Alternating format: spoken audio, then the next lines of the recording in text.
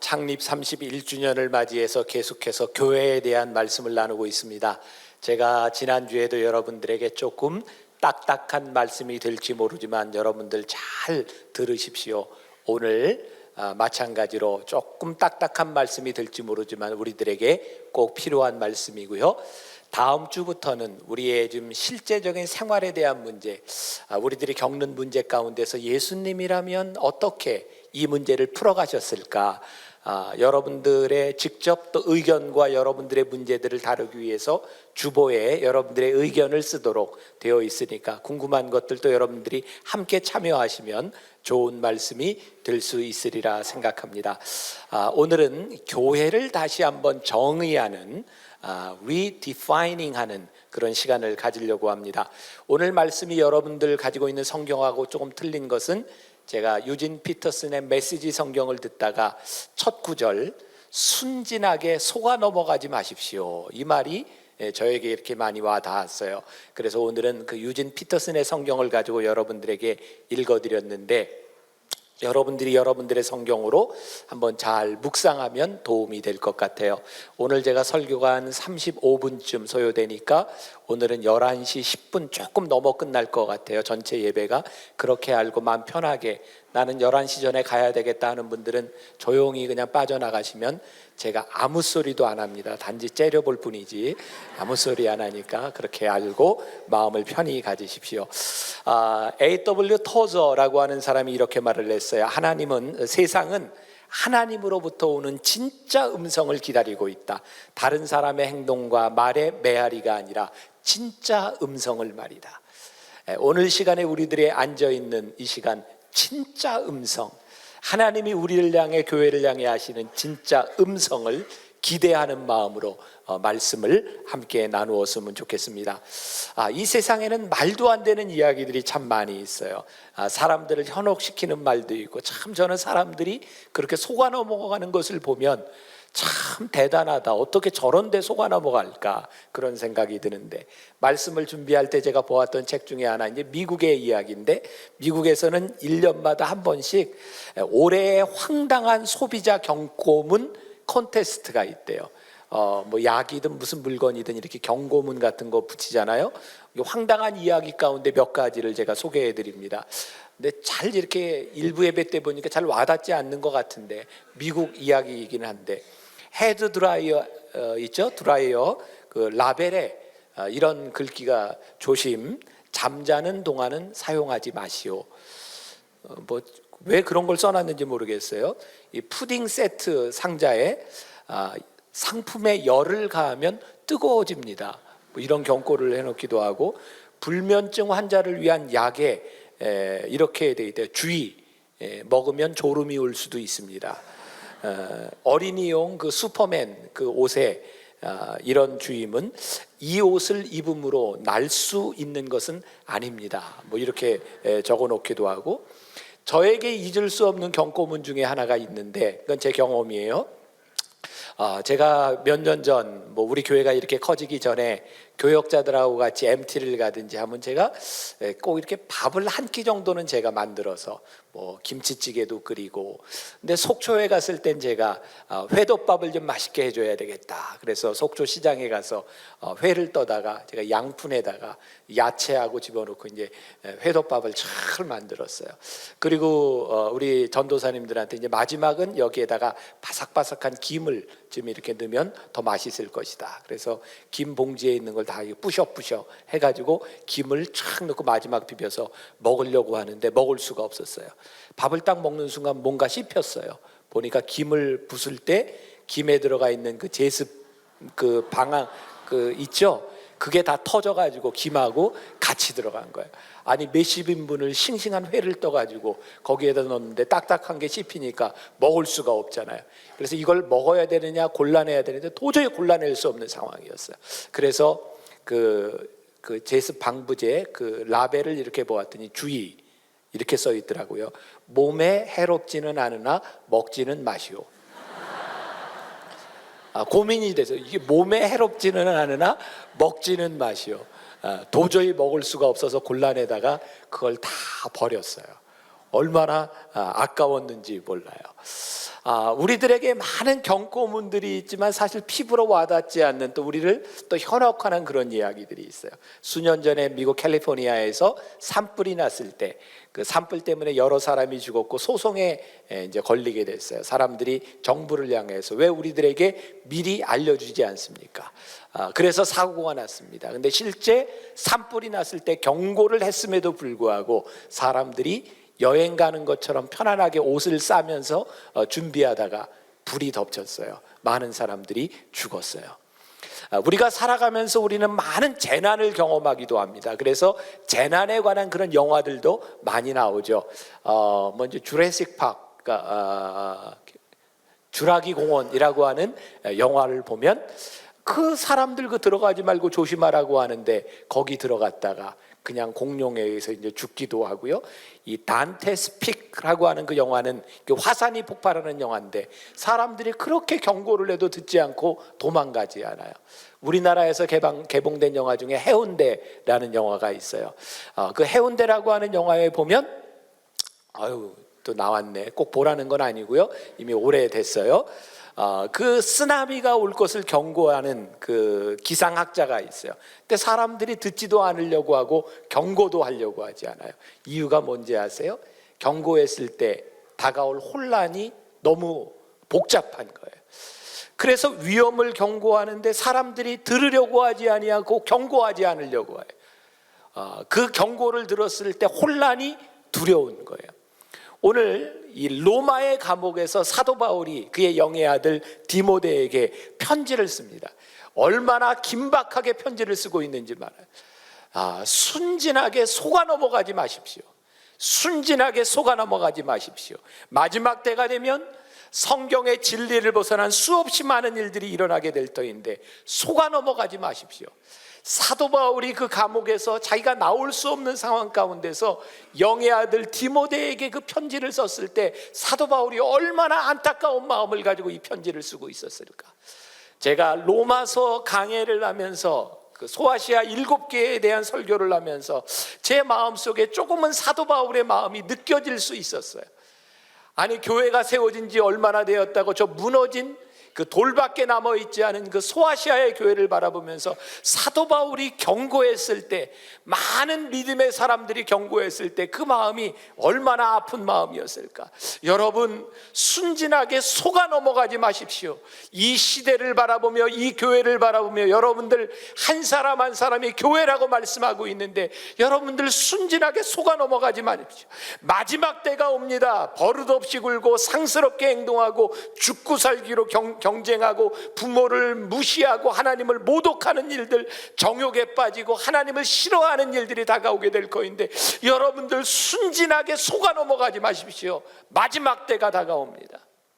제가 말씀을 준비하면서 보았던 책이 찰스 스윈들 목사님의 교회의 각성이라는 책입니다. 오늘 여러분들 주보에도 소개해드렸을 거예요.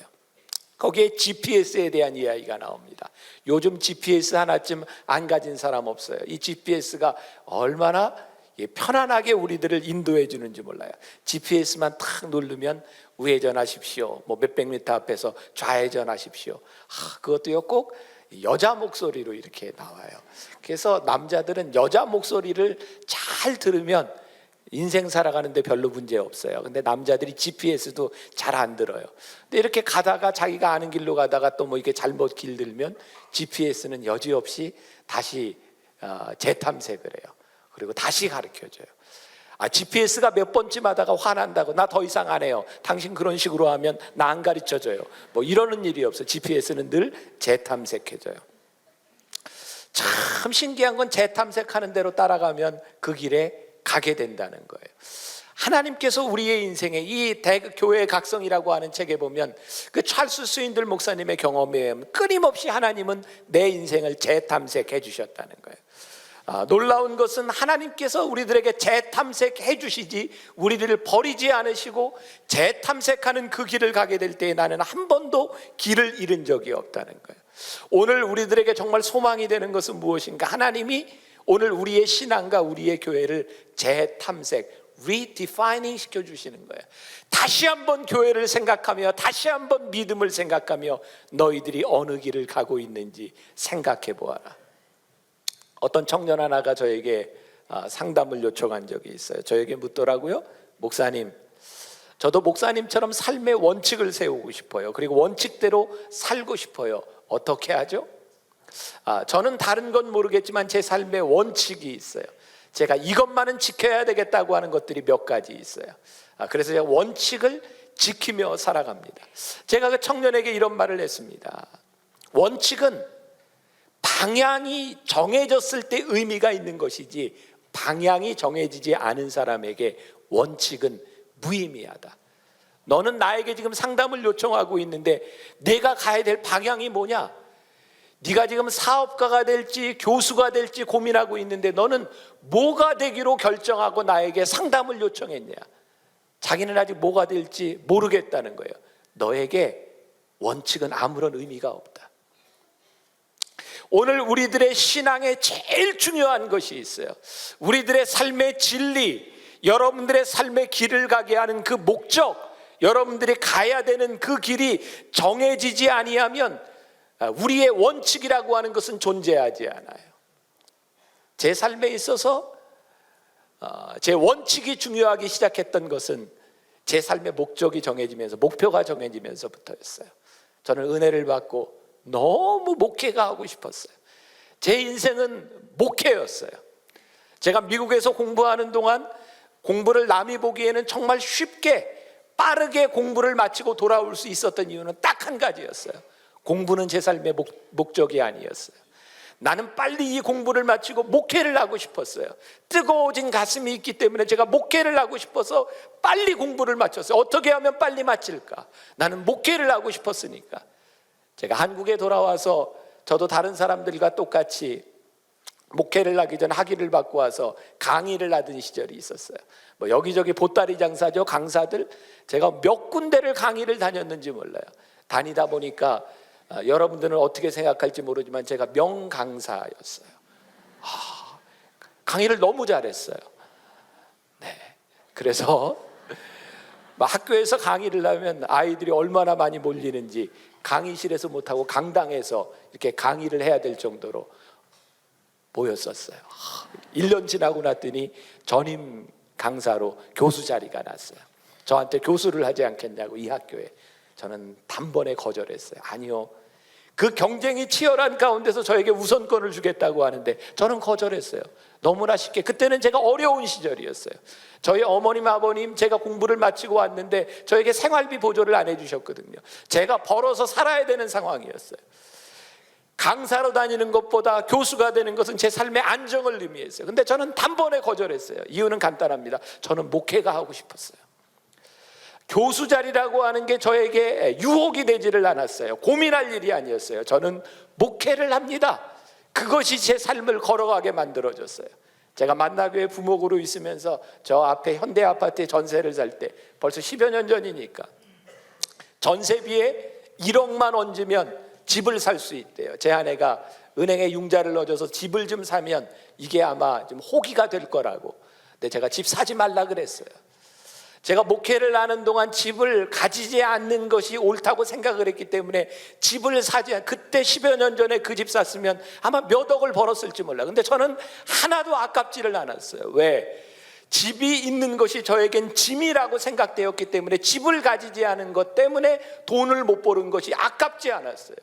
왜? 그것은 내가 가야 될 길에, 그것은 그렇게 필요한 것이 아니었기 때문이에요. 여러분들의 삶을 결정해야 되는 많은 일들이 있어요. 교회를 생각해야 되는 일들이 있어요. 여러분들의 인생의 원칙을 세워야 되는 일들이 있어요. 여러분들이 하나님의 사람으로서 성경이 여러분들에게 어떤 길을 가라고 방향이, 목적이 정해지면 여러분들의 삶의 원칙이 생기기 시작해요. 여러분들이 거절할 수 있어요. 여러분들이 흔쾌히 헌신할 수 있어요. 그러나 이 목적이 불분명한 사람들에게는 헌신이 없어요. 늘 고민하며 살아가요. 우리들이 결정할 수 있다고 하는 것이 우리를 편안하게 만들어준다는 의미가 아니에요. 여러분들의 결정이 여러분들을 힘들게 할 수 있어요. 그러나 그 길을 가야 되는 것, 그것 때문에 우리들이 해야 되는 일들이 있는 거예요. 제가 지난주에 말씀을 이렇게 나누고 집에 돌아왔는데 우리 식구 중에 제가 누구라고는 이야기하지 않겠어요. 그 프라이버시가 있으니까 저한테 그러는 거예요. 오빠는 왜 설교를 그렇게 했냐고. 자기가 못 알아듣겠다는 거예요. 제가 월드 휴먼 브릿지 걷기 대회, 그 다음에 겨울옷 이런 거 가져오라고 이야기를 하는데, 아니 도대체 방한복을 입고 맞은 쇠타를 티셔츠를 입고 걷는 게, 아니 걸으면 더울 텐데 왜 그 방한복을 입고 걸으라 그래. 제가 그런 얘기 했어요, 안 했어요? 방한복은 가져오라는 거고 티셔츠는 입겠다고 하는 거지. 아니 세상에, 그 광고를 자기 나름대로 스토리로 이렇게 쫙 짰어요. 제가 그 얘기를 들으면서 교인들이 이럴 수도 있겠구나. 방향을 잃어버리면 자기 마음대로 해석할 수 있겠구나. 여러분, 방한복은 여러분들 겨울옷은 우리 동남아시아에 있는 다문화 가정들을 위해서 가져오는 거예요.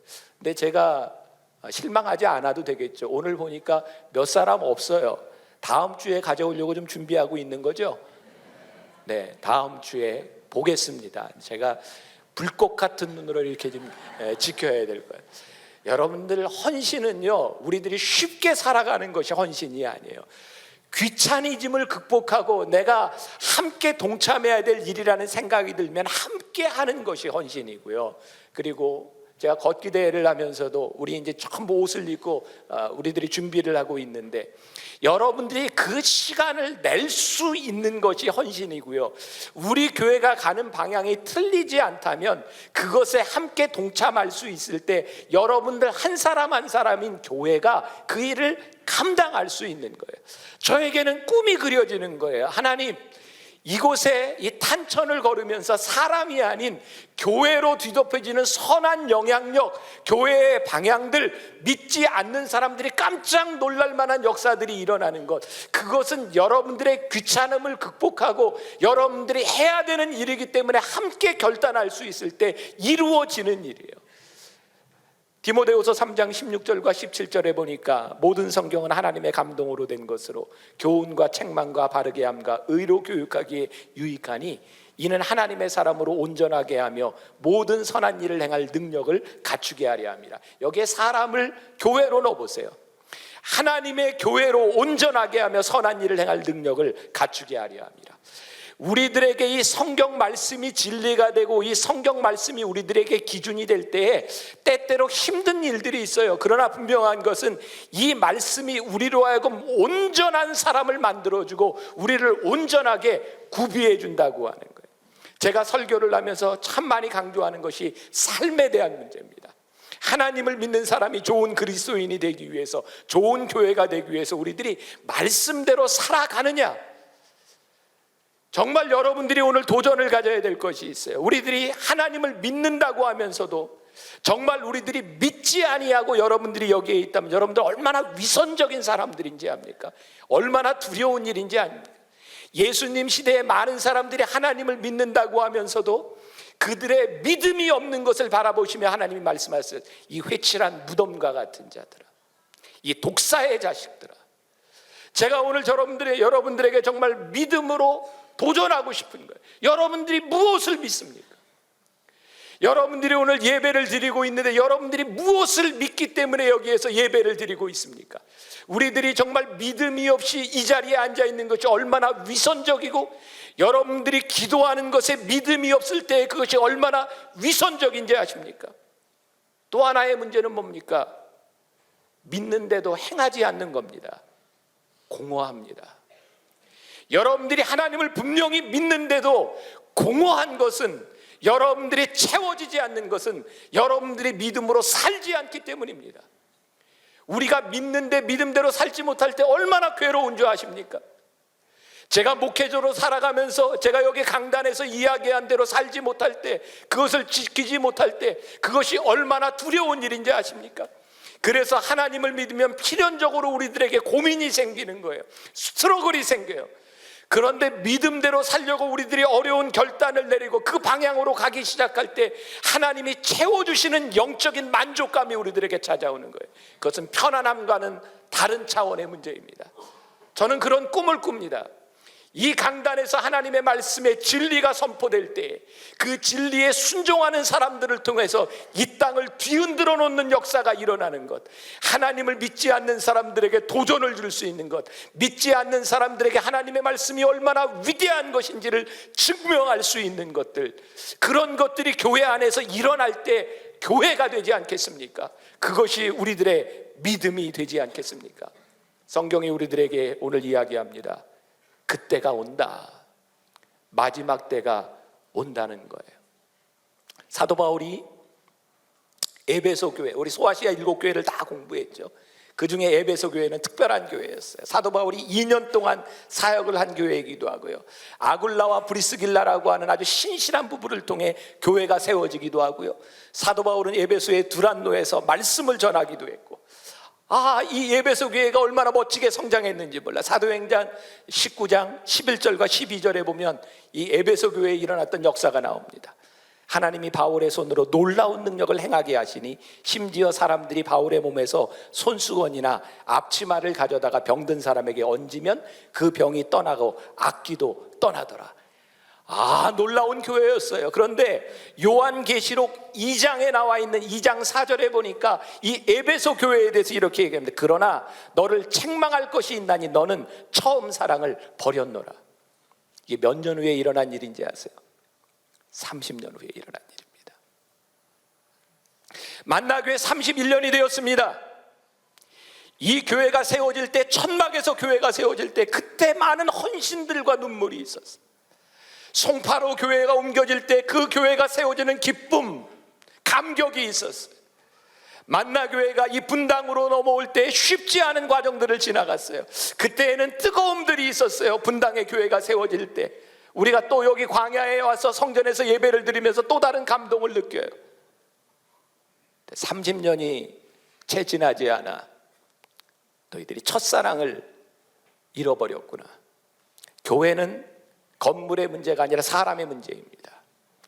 제가 예배소에 갔을 때 들은 이야기, 그 예배소가 항구 도시로 그 교회가 정말 번성했던 도시인데요, 제가 예배소에 갔을 땐 바다가 보이지 않았어요. 항구가 아니었어요.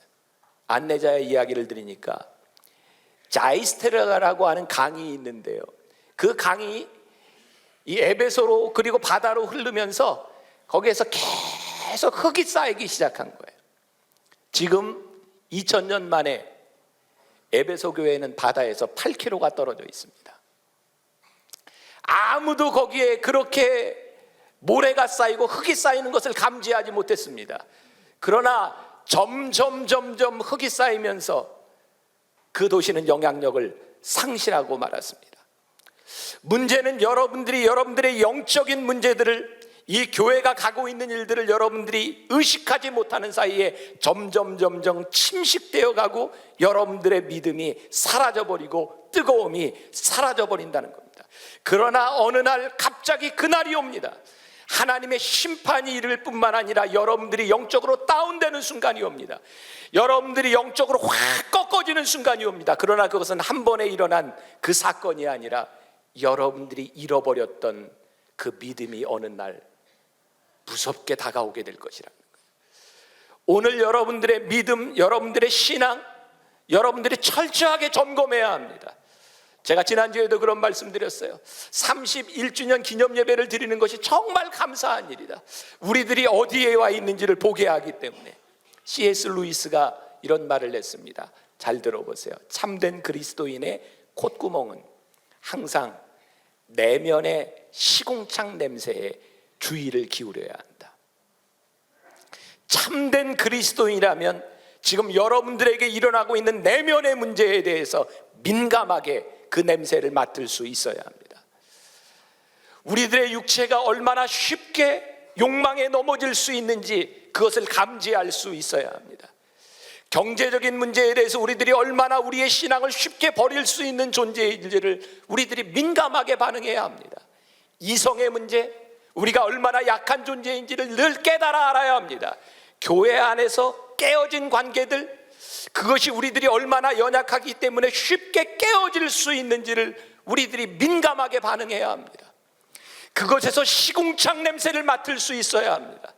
제가 변화산 기도회를 지나오면서 여러분들에게는 아무런 문제가 되지 않을 것 같지만 제가 왜 그렇게 그런 얘기 많이 하지 않던 제가 왜 술, 담배 이런 이야기를 했을까요?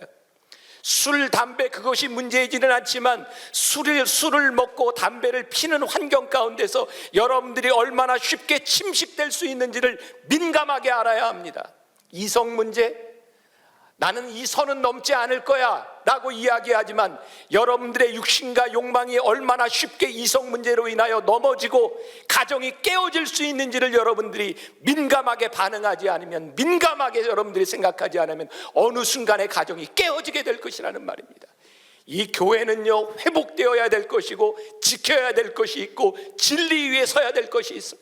사랑하는 여러분, 여러분들이 예배를 드리는데 세상에서 일어나고 있는 동일한 문제들이 지금 이 시간에도 동일하게 일어나고 있다면 여러분들이 하나님의 진리를 따라가는 사람이라고 이야기할 수 있습니까?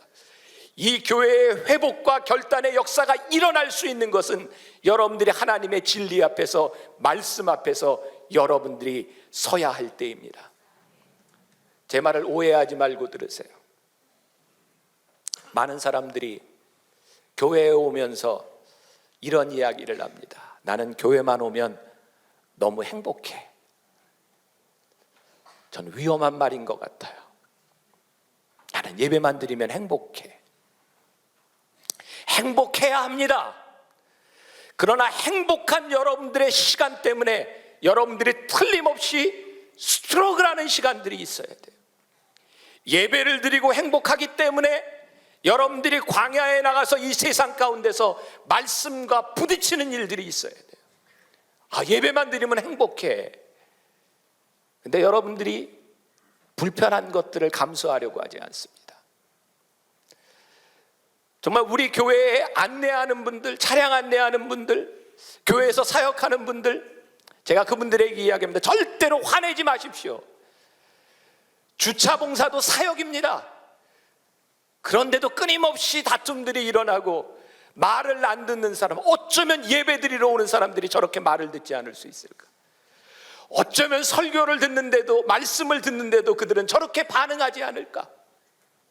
그래서 요즘 목사님들이 정말 고민하는 게 뭔지 아십니까? 교인들은 말씀은 들어도 자기들이 하고 싶은 대로 한다는 거예요. 저에게 꿈이 있어요. 우리 교회가 올바른 방향을 해서 제대로 가고 있는 한 교인들이 그 방향을 따라 함께 교회가 될 수 있는 그런 꿈을 우리들이 꾸어야 되지 않겠는가?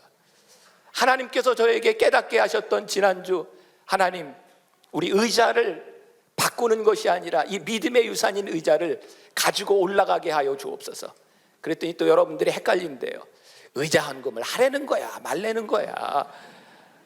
의자 헌금이 아니라 우리 교회를 세우신 하나님의 은혜에 감사하여 의자 헌금을 하려고 했던 것을 통해서 하나님의 역사가 일어나는 곳에 그 헌금이 쓰여질 수 있도록 여러분들이 때로는 진하게, 여러분들이 힘들지만 여러분들이 헌신하며 헌금하세요. 이 교회는 우리의 헌신과 핏값으로 세워질 때의 의미가 있어요. 우리를 위해서가 아니라 하나님의 뜻을 위해서 쓰여질 수 있는 그 헌금이 될 수 있도록.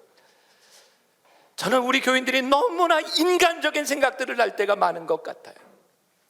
우리의 기도와 우리들의 삶이 너무나 자기중심적이고 이기적이고, 한 번 사람은 권력을 가지면, 한 번 사람은 편해지면 놓으려고 하지 않습니다.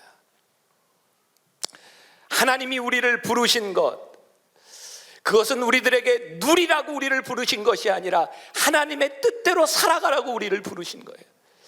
저는 여러분들에게 주시는 축복이 여러분들에게 해가 되지 않기를 간절히 소원합니다. 하나님이 여러분들에게 축복을 부어주실 텐데 그것이 여러분들로 하여금 마지막 때의 심판이 되지 않기를 소원합니다.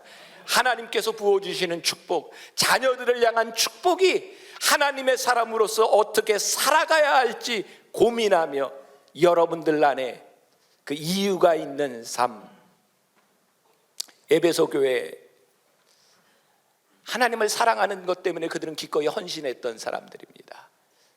여러분, 사랑하는 사람 때문에 핍박을 받는 것, 사람들, 사랑하는 사람 때문에 내가 헌신하는 것, 그게 얼마나 복된 일입니까? 어느 날 그 사람을 위한 수고가 끝나고 더 이상 그 수고가 행복하지 아니할 때 사랑은 끝난 겁니다. 예수님께서 에베소에 있는 교회에게 너희가 첫 사랑을 버렸다. 그 이야기는 너희들이 주님을 위해서 더 이상 헌신하지 않고 주님을 위해서 더 이상 핍박받지 않으려고 한다. 요즘 드라마의 홍수 속에 살아갑니다. 드라마에 빠질 수 없는 이야기가 늘 사랑 이야기예요. 사랑에 열광합니다. 어떤 사랑에 열광하시나요? 그 사랑하는 사람 때문에 헌신하는 이야기, 사랑하는 사람 때문에 모든 것을 버린 사람의 이야기, 그 사랑에 여러분들이 열광하면서도 여러분들은 그 사랑을 하려고 하지 않아요. 하나님을 뜨겁게 사랑하는 것 때문에 여러분들이 헌신했던 일 때문에 이 세상이 교회에 대한 매력을 느껴야 되고 하나님을 믿는 사람들에 대한 매력을 느껴야 되는데 우리는 열광하지만 그렇게 살아가려고 하지 않아요. 한참 오래된 드라마죠. 그 제목이 뭐였는지 모르지만 내 안에 너 있다. 그게 한참 유행했던 때가 있어요. 내 안에 너 있다. 제 기억엔 그 사랑이 평범하지 않았던 사랑인 것 같아요. 내 안에 너 있다. 그러면서 그 어려움들을 이겨나가요. 우리 주님께서 우리들에게는 내 안에 너 있다. 우리가 주님 앞에 이렇게 가면 주님, 제 안에 주님이 계십니다. 그래서 제가 이 길을 갑니다. 여러분들에게 정말 교회, 우리 한 사람 한 사람이 교회가 된다고 하는 것이 무엇인가? 교회의 각성이라는 책에서 찰스 스윈들이 이런 이야기를 합니다. 당신이 어떤 것에 예라고 말할 때는 다른 것에 대해 아니요라고 말하는 것임을 깨달으십시오. 종종 우리는 좋은 것들을 거절함으로써 훨씬 더 중요한 일들을 할 여유가 생깁니다. 우리 신앙의 문제는요, 선과 악에 대한 문제가 아닌 것 같아요. 적어도 오늘 예배드리는 여러분들에게 있어서는요, 선과 악에 대한 문제가 아니라 좋은 것들 가운데서 더 좋은, 그리고 옳은 것을 선택할 수 있는 것이 여러분들의 삶의 신앙의 문제입니다. 우리 교회를 다시 생각합시다. 교회가 무슨 선한 일, 어떤 좋은 일을 하고 있는가, 그것이 교회가 아니라 교회가 해야 되는 옳은 일, 여러분들이 예수를 믿으면서 누구를 돕고 하는 그런 착한 일, 그것이 아니라 성경의 진리 가운데 우리들이 해야 하는 옳은 일, 그 물음 앞에 우리들이 대답할 수 있는 교회, 그런 성도들 될 수 있기를 주님의 이름으로 간절히 축원합니다.